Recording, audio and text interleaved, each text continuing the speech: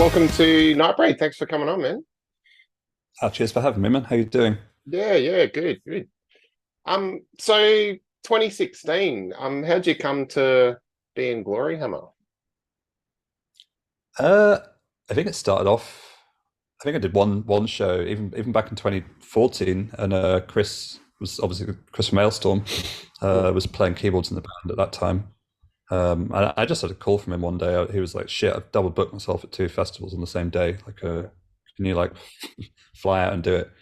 I was like, "Yeah." I think I was on holiday in Scotland or something, and I cut it short Hmm. and flew over. Um, and it was fun. I knew everyone already. Um, and then 2016, he was like, "Hey, we've got like a really busy summer for both bands. Like, I don't want to cancel on doing Gloryhammer shows. So can you just fill in for these shows?" I was like, "Yeah, sure." Got nothing on for the summer really, so jumped in for a bit. And then I think afterwards it was like a big tour of Hammerfall. Hmm. And he was like, "Oh, can you do this as well?" And I was like, "I'm gonna have to start taking time off work. You guys are gonna have to start paying me now." Hmm. Um, and it kind of went along like that. It was just like a session thing, until I think maybe the maybe the first USA tour we did with Veilstorm. Okay. I think that was like a year and a bit later, a year and a half later. Um, and me and Jim flew over early to hang out with Chris in Tennessee. And I was just like, "Listen, dude, like I'm literally balancing all of my time between work and Gloryhammer now. Like, I need to know if you're going to come back and do anything." And he was just like, "Dude, you do it." Oh, cool. And that was kind of like the official changing of the guard. Yeah, But nice. So, I mean, yeah. Sorry, he's go. still he's still working with us, writing music and lyrics and stuff like that. We work together on that now, so Oh, cool. Okay. he's still around behind the scenes. Yeah, nice. So yeah, I should have asked, should I be calling you Zargo Thrax or something? Like, is Mike is that, fine. yeah, cool. I'm not So on the clock yet. yeah. So 2013, obviously, Tales from the Kingdom of Fife came out. Now, June this year, Return to the Kingdom of Fife. What's your sort of songwriting input with Gloryhammer? How does that work? Like, is someone in charge and going, "Oh, I want you to rip on the keys in this bit," or are you kind of suggesting stuff? Like, how's it work? I think this time it was basically like 50-50 between me and Chris. Actually, no, sorry. Paul, our guitar player, he had like a rough idea for one of the songs, and then Sozos, our singer, he wrote a couple of bits as well. But in general, it's just like we kind of have this like rough storyboard, and we'd just be like, okay, we know what the tone of the song should be. So normally it would be me or Chris just kind of coming up with riffs and send it to each other, and you write another riff, and you just kind of bounce it backwards and forwards, and then the whole band kind of starts listening, and they're like, "Hey, maybe this song could be shorter or longer or whatever." Yeah. Okay. One just kind of hammers it into shape. Yeah, cool. So do you have like sort of set aside time? Like, okay, we got an album to write, or and we're getting Yeah, together. yeah, yeah, for Yeah, sure. yeah, I mean, you kind of write stuff when the ideas come to you anyway. It's like, okay, I woke up and had a cool idea. I'll jot that down. yeah. But then I can't remember when exactly. Maybe it was like the start of last year or something. Um, we were just like, right, let's book the studio for December, and we have a couple of tours, but in between those tours, we have to be writing. So I think we'd finished the writing of everything by September or October or something. Mm. Yeah, cool.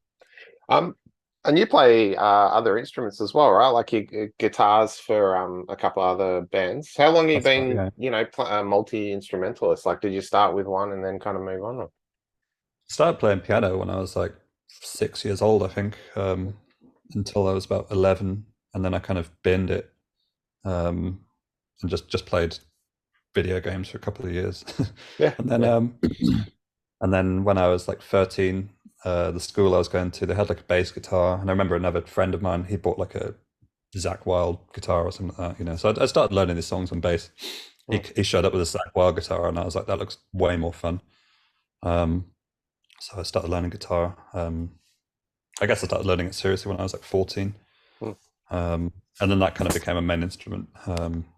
But then recently I've been, during the pandemic, I started doing like classical piano lessons again and stuff like this. So Mm. I don't have time to do it at the moment now that we've started touring again, but I really want to get back into that.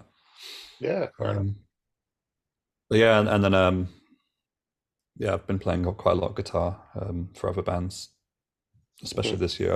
I'm actually coming to Australia. I'm flying on Monday to do a tour with Ingested, a death metal band Yeah, from the UK. cool. Yeah, I was going to I'll be ask. I saw your list of this up. Yeah. Yeah, I'll be filling in for them, and then I'll be staying in Australia for 2 weeks, and then we've got the Gloryhammer tour. So it's kind of cool, you know. I get to spend a month in a country I've never been to before, so I'm Yeah, excited. awesome. No, good. You picked a good time too. It's nice and warm. It's going to be Yeah, beautiful. start of summer, right? Yeah, yeah.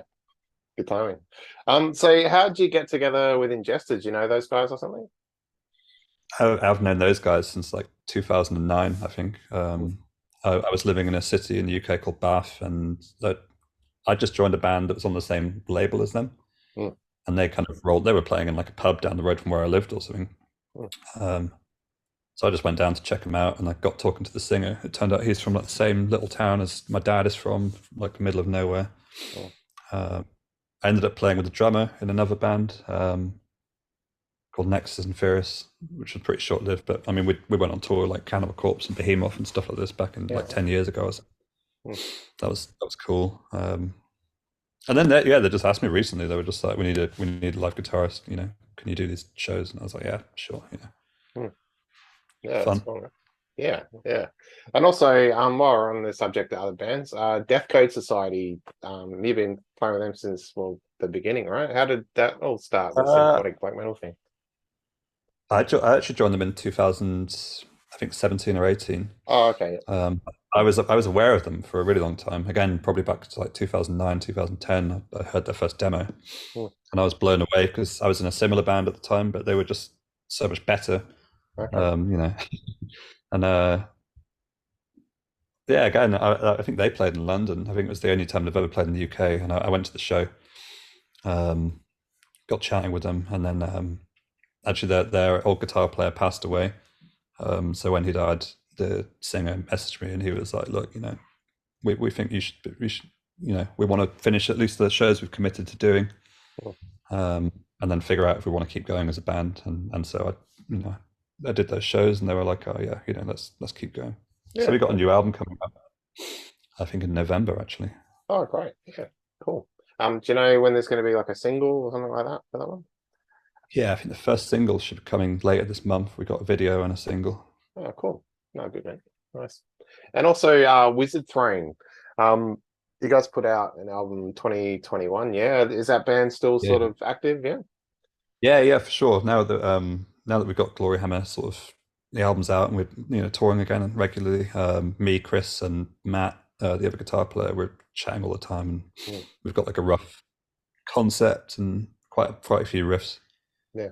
So I hope after I get back from Australia, I think I've got about 6 weeks until the next tour, and I really want to at least get like a few demos done. You know. Mm, yeah. So playing with all these bands, are you still working outside of that, or is this like a full-time gig No, now? no, I left my. I used to work in film and TV for a few years, Mm, and then